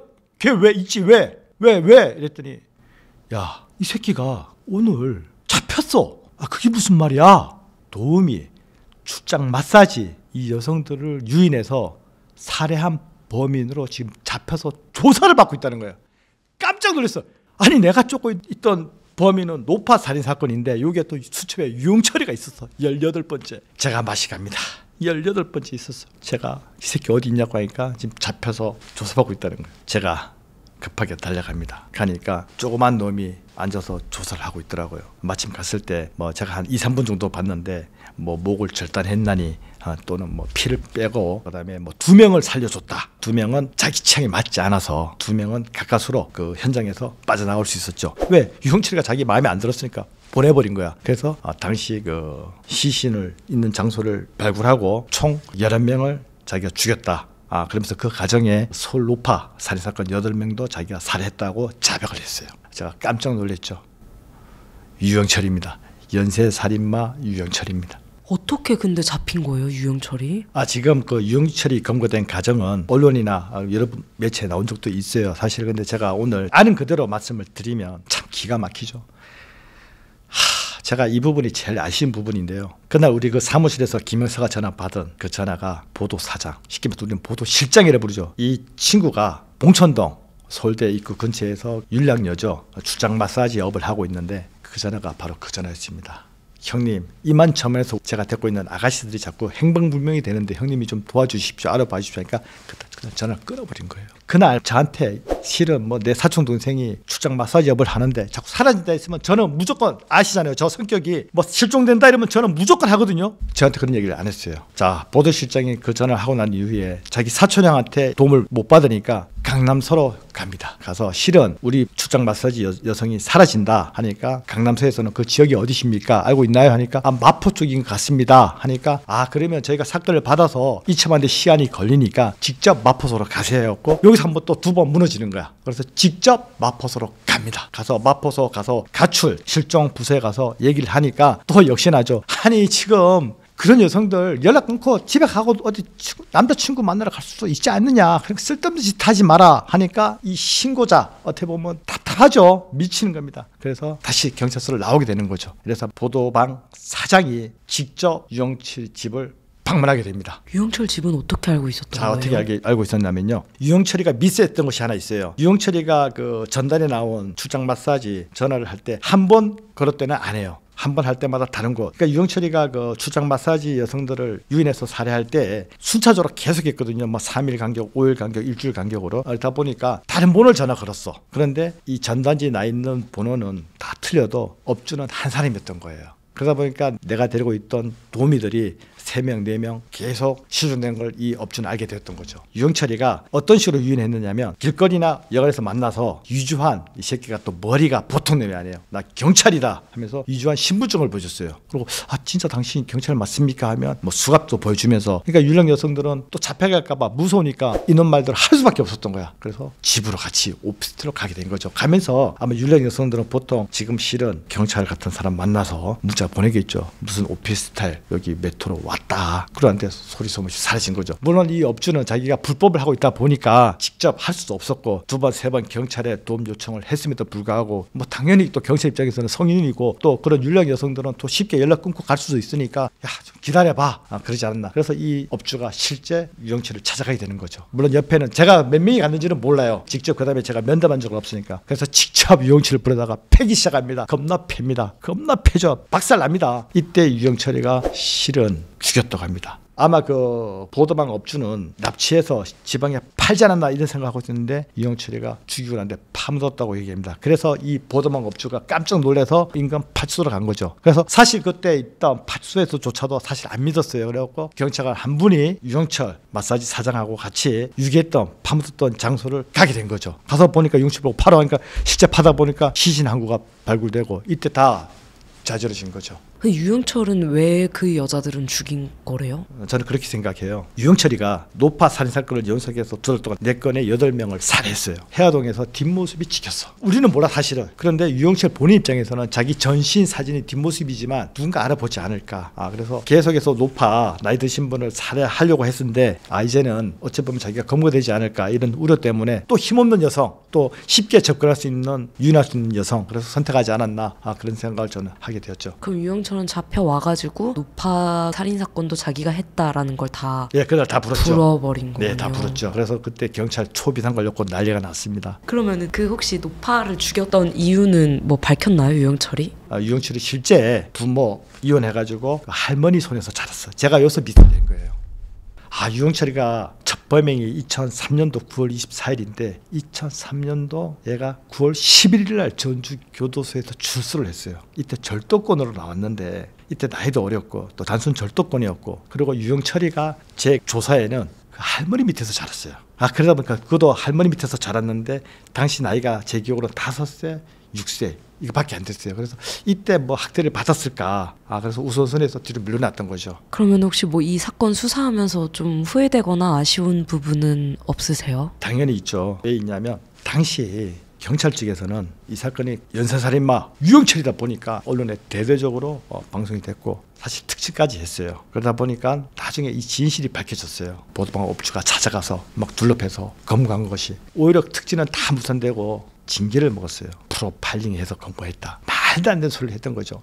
물론 당시에 경찰이 엄청난 욕을 먹었어요. 또 사실이고, 또 사실 저도 당시 서울청 형사, 물론 다른 서해 형사였지만 저도 그 일원이었어요. 저도 그 문매 무조건 맞을 수밖에 없어요. 제가 좀 안일했던 것 같아요. 이게 뭐냐면 유영철이 범죄가 11월 18일 날 끝났어요. 전신이 나온 뒷모습이 나온 이후로 저는 이 범죄가 수습이 된 줄 알았어요. 그래서 제가 이거는 내가 넉넉하게 잡을 수 있다, 좀 안 했던 것 같은 생각도 없지 않아 있습니다. 이로 인해서 어떻게 보면 물론 윤력 여성이지만 3월달부터 7월달까지 그 4개월 동안 그 고귀한 생명 11명을 제가 최소 한 4명에서 6명은 제가 살릴 수 있지 않았나, 제가 좀 수사를 좀 서둘렀다면 그런 아쉬움이 많이 남는 사건이기도 합니다. 네, 참 다시는 이런 살인마가 나타나지 않았으면 좋겠다라는 생각이 드네요. 맞습니다. 이 희대의 살인마 유영철입니다. 물론 지금은 CCTV 발달해갖고 더 이상 뭐 연쇄살인마 상상할 수 없죠. 근데 이 새끼가 지금 교도소에서 뭐 책을 쓰고 또 뭐 자기가 뭐 살해한 피해자의 모습이 뭐 귀신 나타난다 꼴값을 떨고 있어요. 말로만 유영철이가 악마지만 나이 드신 분들 또 힘없는 여성들을 상대했던 아주 어떻게 보면 값어치 없는 놈일 수도 있어요. 이놈이 자기가 살인마를 해서 그 안에서 조폭도 자기가 아무것도 아니고 자기가 굴림하고 있다는데 그건 순 거짓말 같고, 그 피해자분들 그 얼마나 원통스럽겠습니까? 이 중에 그 2004년도 4월 경일 거예요. 아마 중구 항학동에서 노점상 하는 분이 한 분이 또 살해가 당해요. 저는 이 사실을 언론 통해서 알게 됐죠. 근데 이분들 가족들 동생들 두 분이 형 따라 전부 다 합니다. 그러니까 이 연쇄살인마로 인해서 그 수많은 피해자 또 그의 고통들 어마무시하죠. 다시는 이런 연쇄살인마는 이 세상에 나와서는 안 된다. 저는 그렇게 생각합니다. 이 남자분이 멀쩡해요. 뭐 아픈 데도 없어 보이는데 왜 의사들이 형사를 오라고 했지? 마침 그 의사분께서 하시는 말씀이 이 얼굴 부위에 뭔가 부러졌는데 입술이 시커멓게 변하고 있다. 한 3일이 지나서 왜 연락이 없지? 저희가 갔을 때 딱 4일이 지났거든요. 제가 깜짝 놀랐습니다. 4일 전에 본 그 환자의 모습은 전혀 없고, 이런 뭐라고 표현해야 되죠? 벌써 얼굴이 반쪽이었고 힘은 하나도 없습니다. 다만 그 고통이 이루 말할 수 없는 거예요. 자기소개 한번 부탁드릴게요. 안녕하세요. 저는 전직 강력 형사였고 현재는 범죄 분석, 사건 이슈 등을 다루는 유튜브 깡철중 채널을 운영하고 있습니다. 여러분 반갑습니다. 오늘 소개해 주실 사건은 어떤 사건일까요? 제가 오늘 여러분께 전해드릴 사건은 요즘 사회적으로 많은 이슈가 되는 사건들, 그중 스토킹 사건, 거기에 비슷하지 않나. 그래서 제가 그 사건을 여러분께 전해드리려고 합니다. 이 사건의 시작은 병원에서 전화가 왔어요. 제가 그날 근무 중에 전화를 받았는데 한 30대 초반의 환자가 저희 병원에 응급 실려왔는데 너무 이상하다. 그래서 빨리 좀 맞았으면 좋겠다 해갖고 그때 반장하고 저하고 둘이서 병원으로 달려가죠. 가서 현장에 가서 딱 보니까 이 남자분이 멀쩡해요. 뭐 아픈 데도 없어 보이는데 왜 의사들이 형사를 오라고 했지? 마침 그 의사분께서 하시는 말씀이 이 얼굴 부위에 뭔가 부러졌는데 입술이 시커멓게 변하고 있다. 근데 환자도 이걸 모르고 있다. 그래서 선생님 이게 아침에 무슨 일이 있었어요? 하니까 자기가 아침에 그 집에서 나왔고 회사 생활하고 있던 친구였거든요.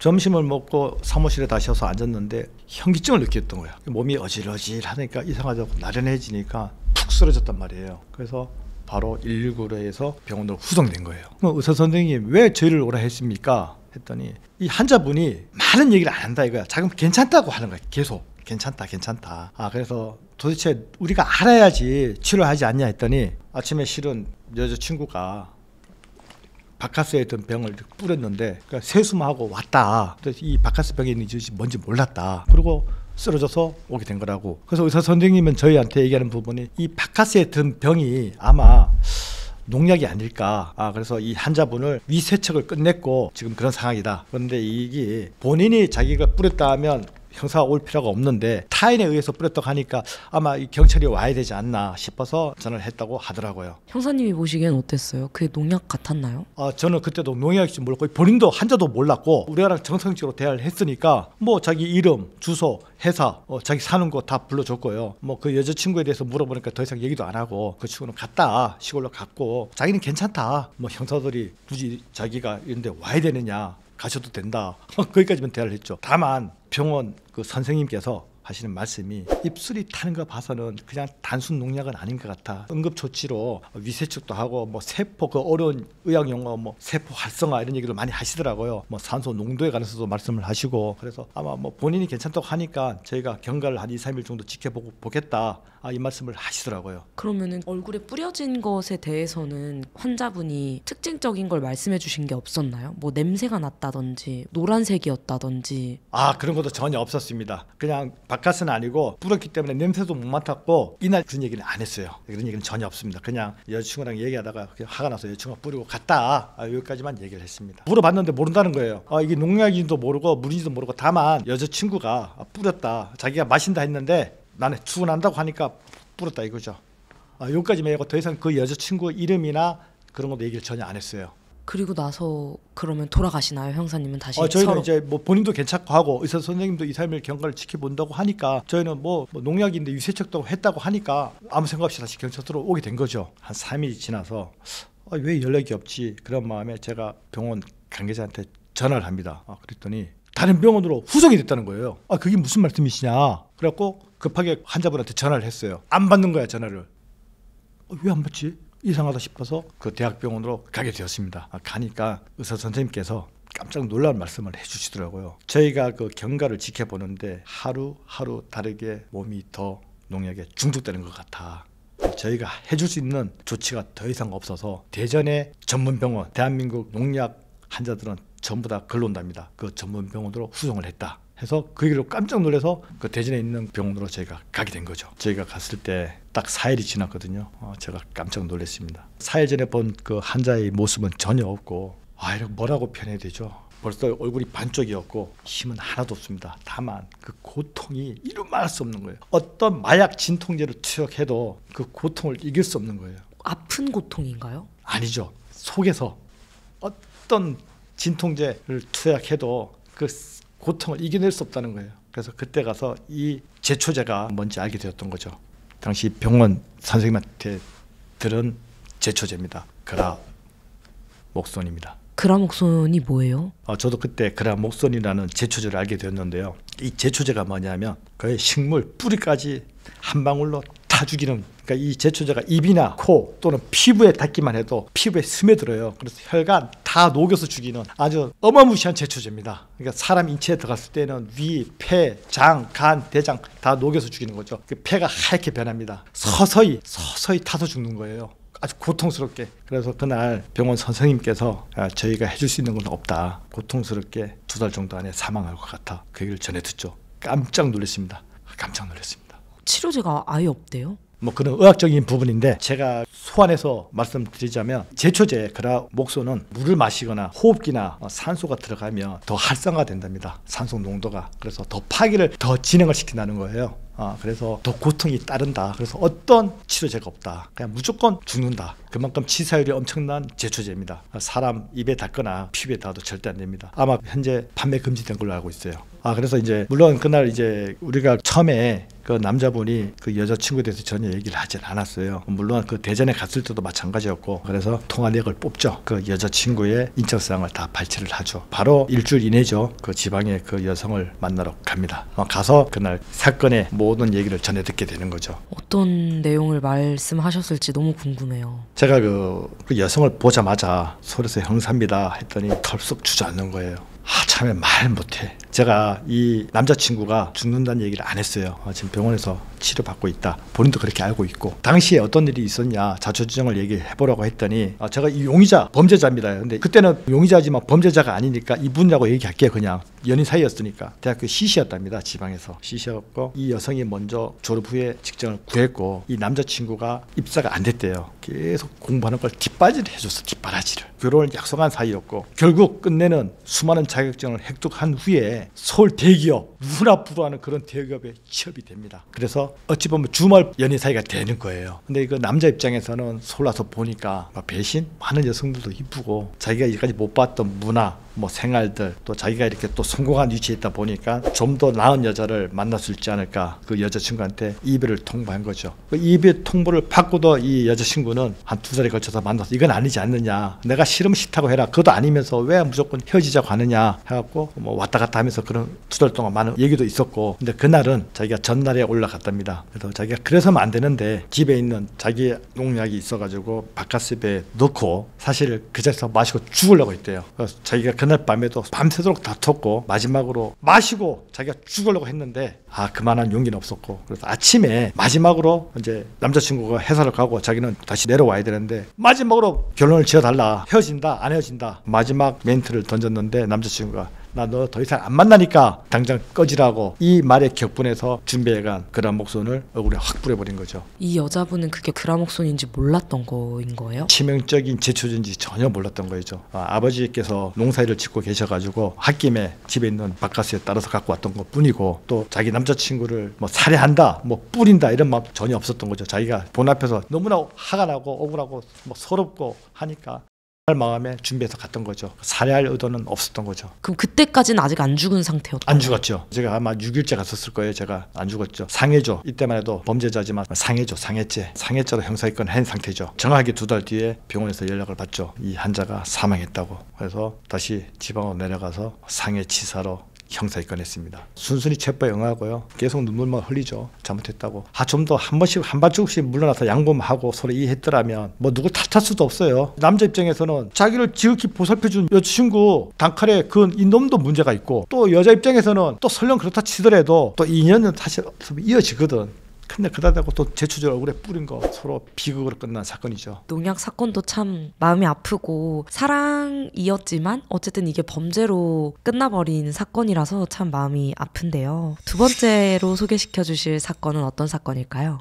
이 사건 역시 좀 무겁습니다. 구급대 병원에서 연락을 받고 출동하게 된 사건입니다. 이번에도 구급대 병원에서 먼저 연락이 왔군요. 우리 강력 형사들은 사건이 발생하면 병원에서 이것은 약간의 그 상해나 타인에 의해서 폭행이면 연락을 오게 돼 있죠. 그래서 마침 이 사건도 제가 병원 가서 사실 깜짝 놀랐습니다. 이 여성분인데요, 말을 못해요. 우리하고 수술실 들어가서 두개골이 함몰돼 갖고 응급수술이 들어간 거예요. 그래서 구급대 요원한테 여쭤보니까 주택가 단지에서 발견했다. 당시에 너무 급해서 환자분을 차에 실는데 하의가 이렇게 반 정도 벗겨져 있었다. 그래서 우리 너무 급하니까 경중도 안 따지고 일단 급하게 병원으로 수송했다. 의사 선생님은 수술하고 난 이후에 아직까지 의식이 돌아오지 못했다. 아마 경과를 지켜봐야겠다. 다만 손 흔적이 있다. 거기까지 제가 병원에서 듣게 된 거죠. 그럼 사건이었던 거예요? 사건이었습니다. 그럼 이제 어떻게 수사를 시작하시나요? 구급대 요원한테 이 시적 발견 장소가 어디냐 해갖고 다시 구급대 요원하고 환자분을 실었던 장소까지 왔어요. 장소를 와보니까 주택가 담벼락, 그러니까 빌라촌이 형성된 지역이고 뒤에는 아파트촌이에요. 그런데 그 당시에 또 새벽이었고 그 골목길 안을 막 뒤지고 다니는데 아마 이 여성이 기가하다가 누군가에서 납치당해서 당하지 않았나. 거기에 뭐 다른 증거는 전혀 없었고요. 다만 오래된 시계가 담벼락 사이에서 발견됐어요. 그래서 혹시나 시계가 범인이 찬 시계가 아닌가 하고 수거를 했고 보관하고 있었죠. 그러면 아직 그 피해자분이 정신이 돌아오진 않은 상태였던 걸까요? 그분 정확하게 6일 뒤에 의식이 돌아왔습니다. 이때 이제 이 사건의 전말을 알게 되었던 거죠. 6일 뒤에 이 환자분을 처음 회복실에서 만나게 되었는데요. 이 환자분을 만나기 전에 의사 선생님 먼저 만나 뵀는데요. 아마 말씀하는 억양이나 기억력이나 약간 틀릴 수도 있고 서툴 수도 있다. 이 회복 기간이 상당히 걸릴 것 같아. 최소 6개월에서 8개월 정도. 두개골이 함멸돼서 뇌수술을 받았으니까. 그래서 많은 질문보다는 당시 있었던 일만 여쭤보는 게 낫지 않겠느냐. 먼저 의사 선생님한테 조언을 받고 이 환자를 만나게 되었죠. 제가 그 환자분한테 딱 3가지만 여쭙습니다. 그날 직원들하고 회식한 이후에 어떻게 집을 가게 되었는지, 어디서 내리게 되었는지, 또 혹시나 용의자를 보게 되었는지 딱 3개만 질문했습니다. 그랬더니 이 환자분께서 눈물을 흘리시면서 하는 말씀이,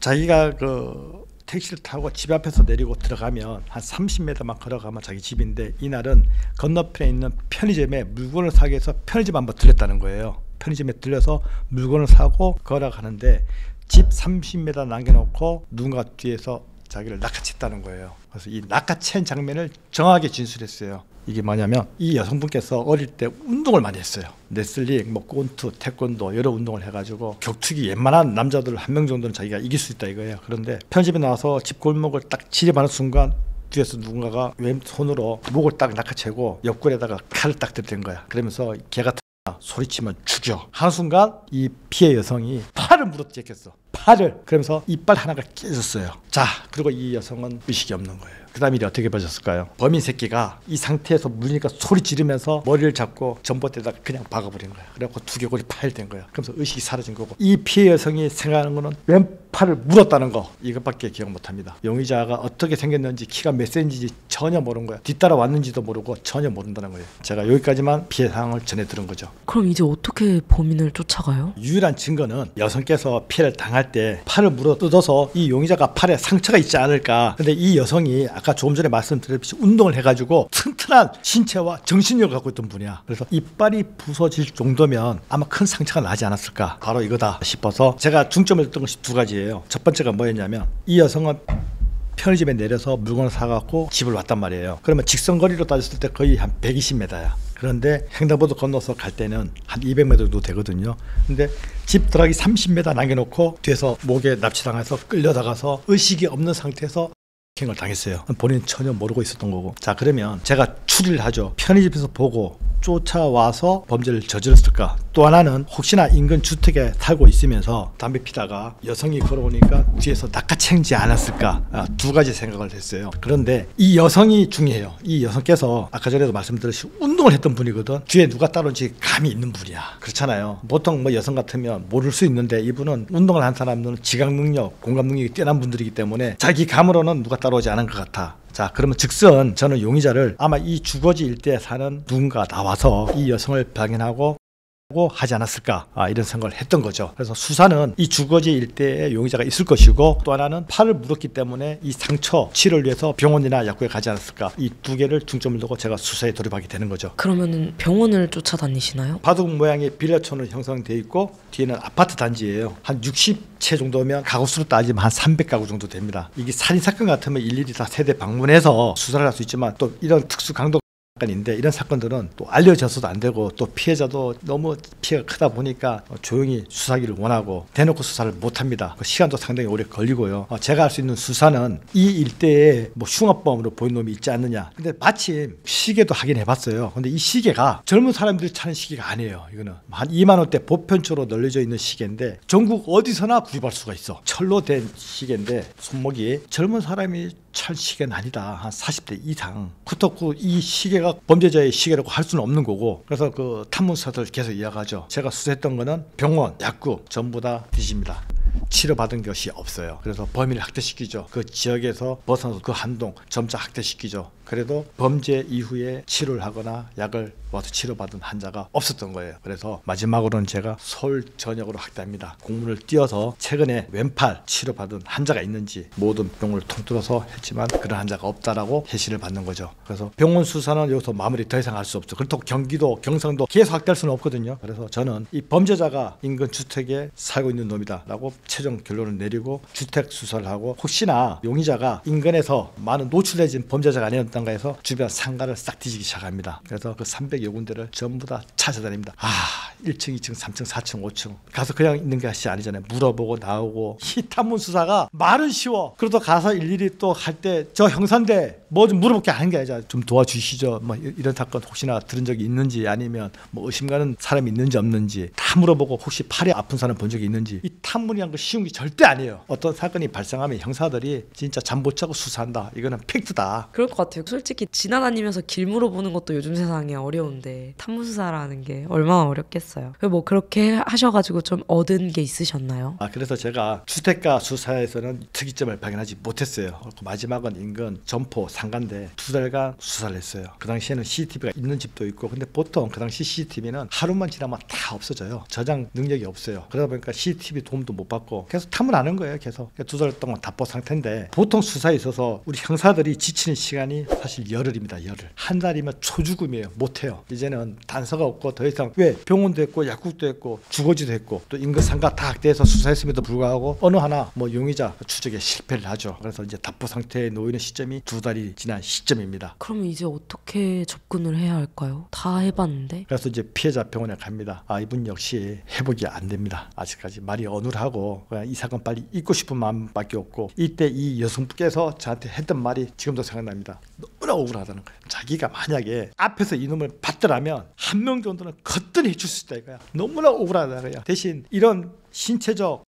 을 당했음에도 불구하고 정신력이 엄청 강한 분이죠. 자기는 절대 이 건으로 해서 혹시나 나쁜 생각을 한다는 그런 거 없다 이거예요. 그래서 제발 형사님 좀 힘드시겠지만 이놈을 검거해 줬으면 좋겠다. 이 얘기를 마지막으로 듣고 제가 사실 그 2달 정도 지났을 때 좀 느슨한 마음도 있어요. 다른 사건도 발생하니까. 근데 다시 이 여성분을 만나고 난 이후에 다시 한번 해보자 그런 마음을 다시 갖게 되는 거죠. 다시 인근 상가를 뒤지기 시작합니다. 그런데 참 이게 뭐 열심히 하다 보면 뒷다리에 또 걸립니다. 깜짝 놀라죠. 깜짝 놀랍니다. 이게 뭐냐면 이 점포가 1층에 있었어요. 1층에. 마찬가지로 탐문수사 갔다가 비디오방인데 딱 들어갔는데 처음 보는 젊은 여성분이 계시는 거예요. 그래서 안녕하세요 하고 더워서 그런데 물 한 잔만 달라고 했더니 물 주시는 거예요. 그래서 물 먹다가 저를 지나가는 말로 사장님은 안 계시는가 봅니다. 제가 왔을 때 다른 분이 계셨던 것 같습니다 했더니 제가 사장이에요 이러는 거예요.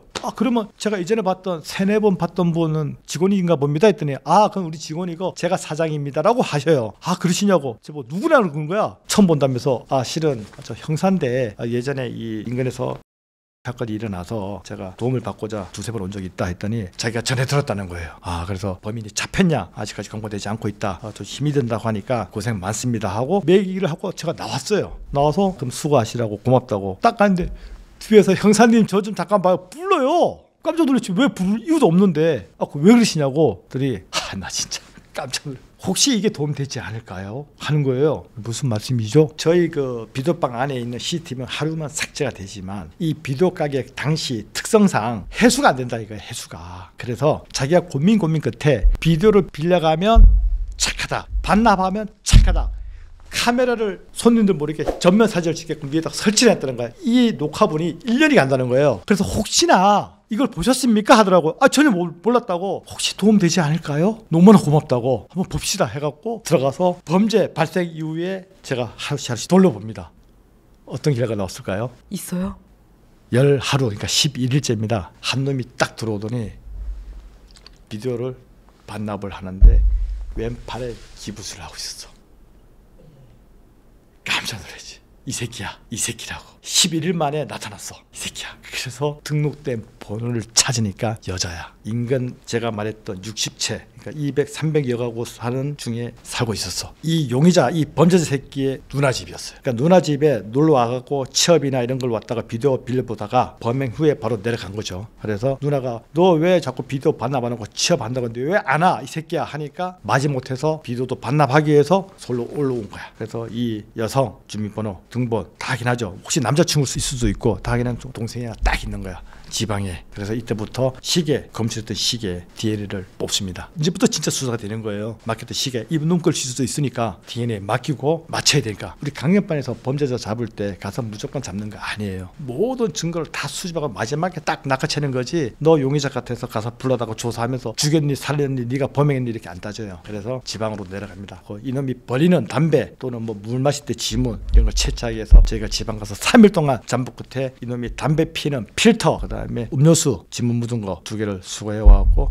이미 기존에 맡겼던 시계랑 일치해 봅니다. 일치입니다. 그 사람 시계였던 거예요? 네, 이 범죄자의 시계였던 겁니다. 어머, 그 시계를 왜 내두고 갔대요? 아니죠, 자기 본인도 몰랐던 범행 거구나. 과정에서 흘렸던 거, 이 여성이 묻었을 때면서 떨어져 나간 거죠. 이거 모르던 거죠. 생각도 못했던 거죠. 어머, 웬일이야. 그러면 이제 검거를 하나요? 네, 이제 검거하러 갑니다. 이 범죄자 새끼 잡으러 갑니다. 이제 지방으로 급하게 가죠. 형사들 반장님 김유심 반장님입니다. 맨날 초조해. 이 어떻게 잡을까? 저놈이 칼 들고 나오면 어떨까? 맨날 그런 걱정하시는 분이신데 신경 쓰지 말고 똑똑똑 두들기죠. 범죄 새끼 똑똑똑 두들깁니다. 누구십니까? 야, 이 새끼 니 뭐해? 개놈 새끼 딱 보니 방에 누워서 영화 쳐보고 있어. 비디오. 개놈 새끼가 한 여성에 그렇게 비참하게 사람을 상해.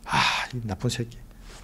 술을 딱 채우죠. 개놈 새끼. 이 범죄 새끼는 잡아올 때 무조건 안 했다 해요. 이놈은 죽여야 돼요. 무조건 죽여야 돼. 자, 그러면 우리가 범죄자를 잡고 이런 악마 같은 새끼를 잡았을 때 뭐 증거 있다는 얘기 안 해요. 조서로 죽이는 거야. 일단은. 네. 부인 조서를 받아요. 너 며칠 소리 있었지? 있었습니다. 너 혹시 이때 이 당시에 이 여성을 집에서 기다리다가 범죄하지 않았냐? 절대 안 했다 그러지. 아이, 장난치냐고. 형사가 증거 있냐고. 아, 그러십니까? 하고 다 받아줘요. 부인 조서를 받아주는 거예요. 다시 한번 묻습니다. 정말 이 여성을 하지 않았나요? 그리고 시계가 당신 거 아닙니까? 뭐 다 물어봐. 그냥 다 물어보고 이 부인 조서를 다 받아주는 거야. 그러면 조사가 딱 끝나요. 우리가 긴급 체포하면 48시간을 데리고 있어요. 그러면 이래 어떻게 보면 그 부인 조서인데 부인 조서를 딱 받아라. 그리고 유착에 넣어놔요. 넣어놓고 난 뒤에 한 4시간 뒤에 다시 빼. 그리고 마지막 기회를 한번 넣어줘. 피의자 신문 조서인데 또 범죄자는 절대 안 불지. 자기는 절대 안 하고 왜 이러냐고. 대한민국 형사가 이렇게 사람 죄 없는 사람을 가둬놓으면 좋겠냐고. 온갖 얘기를 다 진술해. 다 받아줘. 절대 아니냐고. 절대 자기는 범인이 아니라고 주저없이 떠들지. 주접 떨죠. 그리고 마지막에 딱 하는 말이 있어요. 지금까지 진술이 사실입니까? 그럼 자필로 네, 사실입니다. 떴어. 4번째, 더 이상 할 말이 없습니까? 하면 또 써. 주접을 떨어요. 억울하게 지방에서 TV 보고 있는데 서울에서 형사 들어와서 자기를 잡아갔다고 써. 그까지 다 받아줘. 오케이. 그다음에 지장을 딱 찍어. 이걸 못 바꾸는 거야. 이제는 다시 유청에 집어넣어요. 마지막 딱 넣었을 때는 여기에 DNA하고 딱 있는 거야. 더 하고 싶은 얘기를 다 해봐. 개놈의 새끼야. 이제 대가리 숙이죠. 잘못했습니다. 불죠. 이미 게임 끝난 거야. 이 조서가 검찰 판사가 다 보는 거예요. 여기는 이제 양심불량, 괘씸죄, 재지불량이 다 해서 그런 거야. 우리가 뭐 이놈의 범죄 행위도 괘씸하고 나쁘지만 검거에 와서도 부인하고 끝까지 오리발 내면 이런 이 조서를 다 남는 거예요. 그래서 악질을 보는 거야. 왜 그분들은 서류만 보니까, 그래도 우리 형사들은 정말 처음에 자기가 범죄적으로 잘못했다 그러면 이렇게 부인조서를 안 받죠. 그러면 그만큼 형량이 더 세진다, 더 나쁘게 본다. 그래서 이 범죄 이런 악마 같은 놈한테는 더 이상 빨리 사회에 나오지 못하도록 저희가 또 이렇게 조서에서도 또 한번 죽이는 거죠. 대신 증거는 다 갖고 조서로 죽이는 겁니다. 그래도 끝내 검거를 해가지고 참 다행이다라는 생각이 드네요. 많은 범죄, 뭐 살인, 강도, 절도 많이 잡았는데요. 제가 살인 사건에 준하는 것이 제가 사건입니다. 제가 용서 못합니다. 보통 강간범을 잡으면 피디님 안 믿으실 것 같은데 뭐 어차피 유튜브니까 얘기할게요. 용서 안 합니다. 저는 제일 질이 나쁜 범죄를 범이라고 생각해요. 왜? 이 여성의 삶을 파괴시키고 더 이상 이 사회에 헤어나지 못하게끔 그분들이 어떻게 이 사회에 나와서 편안하고 행복한 삶을 살 수 있겠어요? 막잖아요. 안 그렇겠어요? 너무 끔찍할 것 같아요. 그 트라우마가 경험 안 해봤으면 모르겠지만 그 트라우마가 얼마나 심하겠습니까? 일상으로 복귀하기가 참 어려운 범죄라고 저도 생각합니다. 여성분은 회복하셨나요? 이분께서 한 8개월 만에 병원에서 퇴원을 해가지고 이제 직장생활 더 이상 못하고 시골 고향으로 돌아갑니다. 직장은 둘째치고 몸을 회복해야 되니까 이 휴직이 너무 크다 보니까 그래서 매우 안타깝다. 고향에 돌아가셔서 쾌차하셔서 또 정상적인 생활을 하고 있기를 바라봅니다. 오늘 이렇게 두 사건 소개해 주셨는데 마지막으로 뭐 저희 시청자분들이나 전하고 싶은 메시지가 있다면 어떤 게 있을까요? 제가 오늘 하나는 어떤 스토킹 사건이고 하나는 이 길을 걷다가 기안에 납치가 당해서 특수강도 이런 성 사건을 말씀드렸는데요. 최근에 연인 사이에 스토킹 범죄가 너무 많아. 피해는 보통 여성들이 입죠. 오늘 제가 전해드린 내용은 어떻게 보면 여성이 남성을 스토킹처럼 보일 수 있는 그런 사건인데 우리가 접하는 지금 현재 스토킹 사건은 피해는 여성들입니다. 그렇다고 내가 남자 만날 때 야 너희 집에 무서운 사람이 있어? 뭐해? 모든 걸 다 물어볼 수 없거든. 그러다 보니까 이 남자가 어떤 놈인지 몰라. 그러다 보니까 혹시나 사람이 만나다가 이별을 할 수가 있어요. 그중에 한 번만 기회 달라. 다시는 안 그럴게. 이런 찌질이가 있어. 그 단 한 번이 화를 부른다. 아니다 싶으면 바로 그냥 손절해라. 그리고 보여줘라. 주변에 무서운 사람이 있고 우리 아빠가 무섭고 삼촌이 싸움 잘하고 우리 오빠가 뭐 건달이고 형사다 뭐 식으로 무서움을 줘야지 이렇게 이런 나쁜 놈이 쉽게 몸을 해하지 않지. 이런 부분 좀 유념했으면 좋겠고요. 또 하나는 아까 전에 그 사건, 우리가 요즘에는 그 길거리 가다가 불의의 사건 사고가 많습니다. 묻지마 사건도 있고. 그런데 뭐 제가 방송을 보다 보면 뭐 전문가들이 하는 얘기예요. 뭐 후춧가루, 뭐 부르레기, 부르라 이거예요. 언제 시간 있냐고. 칼이 막 날아오고 막 쫓아오는데 언제 그런 시간 있냐고. 물론 그것도 중요하겠지만 저는 그걸 꼭 당부드리고 싶어요. 우리 여성분들께서 시간 날 때 일주일에 한 번 정도 체육관 가서 뭐 권투, 뭐 합기도 이런 운동을 하시는 것이 최고 좋아요. 왜냐? 이 운동은 급작스러운 사건에 대처를 할 수가 있어요. 나도 모르게 그 운동신경이 발휘돼서 상황에서 모면할 수도 있고 아니면 뭐 한 대 때릴 수도 있고 피할 수가 있다. 그래서 이런 사건 사고에 벗어나기 위해서는 운동이 최고의 지름길이다. 꼭 말씀드리고 싶고요. 또 하나 좀 안타까운 부분이 있어요. 저는 지금 나이가 먹었는데도 보통 보행이나 주변을 다닐 때 휴대폰을 보거나 뭐 이어폰을 꽂지를 않아요. 근데 요즘 모든 여성분들이 대부분 전부 다 휴대폰 보고 꽂고 다닙니다. 이것이 시각적으로 또는 정치적으로 주변의 소리를 다 막아버려요. 그러니까 불의의 사고를 당할 수가 있다. 너무 많이 보았고 그래서 가급적 이런 행동들은 좀 삼가해 주셨으면 우리 삶이 좀 더 편안하고 또 행복하게 살 수 있지 않나 그런 생각을 이번 기회에 말씀을 드리고 싶네요.